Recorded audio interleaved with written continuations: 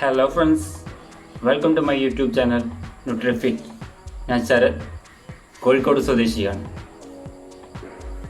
എൻ്റെ ഈ യൂട്യൂബ് ചാനലിലൂടെ ഫിറ്റ്നസ്സിനെ കുറിച്ചും ന്യൂട്രീഷനെ കുറിച്ചുമുള്ള കുറച്ച് ഇൻഫർമേഷൻസ് നിങ്ങളിലേക്ക് എത്തിക്കാൻ ഞാൻ ആഗ്രഹിക്കുന്നു. ഞാനിപ്പോൾ American council on exercises ACE certification program ചെയ്തുകൊണ്ടിരിക്കുകയാണ്. ഈ വീഡിയോയിലൂടെ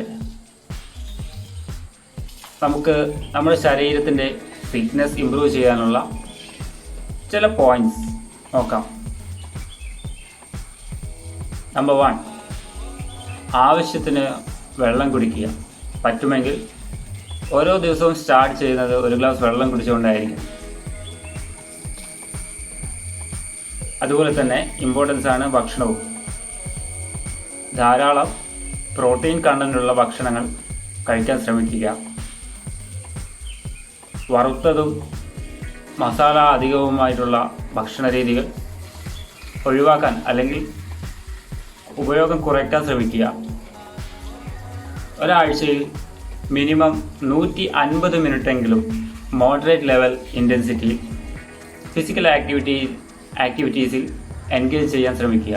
അതായത് മിനിമം 150 മിനിറ്റെങ്കിലും നമുക്ക് ഫിസിക്കൽ ആക്ടിവിറ്റീസ് ചെയ്താൽ മാത്രമേ ശരീരത്തിൻ്റെ ഫിറ്റ്നസ് ശരിയായ രീതിയിൽ ഇമ്പ്രൂവ് ചെയ്യാൻ സാധിക്കുകയുള്ളൂ. നമുക്കറിയാം, ഇന്നത്തെ ജനറേഷനിൽ ജീവിതശൈലി രോഗങ്ങൾ ഏറെയാണ്.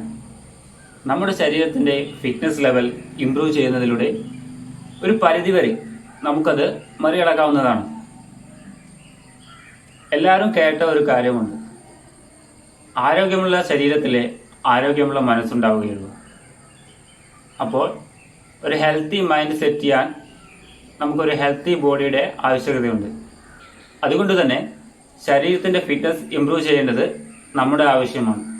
ഇപ്പോൾ കൊറോണ ഒക്കെ ആയതുകൊണ്ട് ജിംസൊക്കെ ക്ലോസ്ഡ് ആണ്.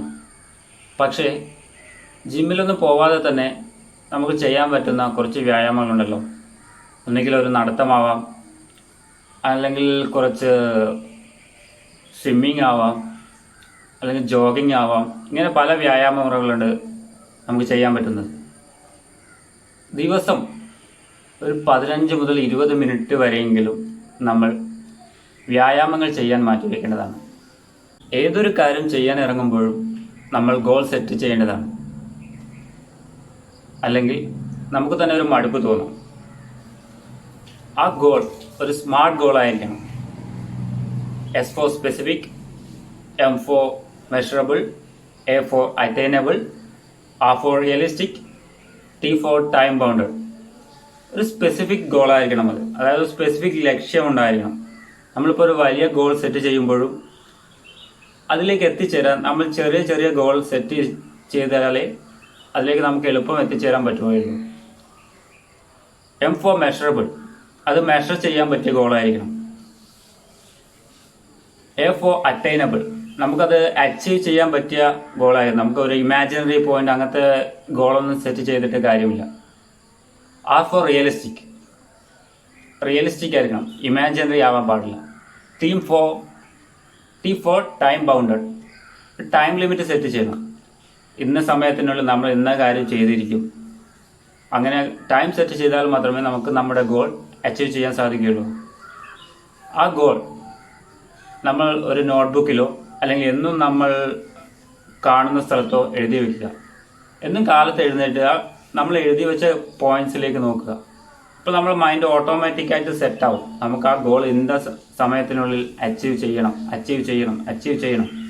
ദിവസം അത് വായിച്ചു കഴിയുമ്പോൾ നമ്മുടെ മൈൻഡിൽ അത് നമ്മുടെ സെറ്റായിക്കോളും.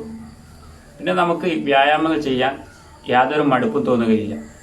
ഇപ്പോൾ ജിംസൊക്കെ ക്ലോസ്ഡ് ആയതുകൊണ്ട് തന്നെ വീട്ടിൽ വെച്ച് ചെയ്യാവുന്ന ചില വ്യായാമങ്ങൾ എൻ്റെ ഇനിയുള്ള വീഡിയോസിൽ ഞാൻ ഉൾപ്പെടുത്തുന്നതാണ്. എൻ്റെ ഇന്നത്തെ വീഡിയോ നിങ്ങൾക്ക് ഇഷ്ടപ്പെട്ടെങ്കിൽ ലൈക്ക് ചെയ്യുക, ചാനൽ സബ്സ്ക്രൈബ് ചെയ്യുക, ബെൽ ബട്ടൺ പ്രസ് ചെയ്താൽ ഇനിയുള്ള എൻ്റെ വീഡിയോസ് നിങ്ങൾക്ക് നോട്ടിഫിക്കേഷനായി ലഭിക്കുന്നതാണ്. എല്ലാവർക്കും വീഡിയോ ഇഷ്ടപ്പെട്ടെന്ന് കരുതുന്നു. Thank you.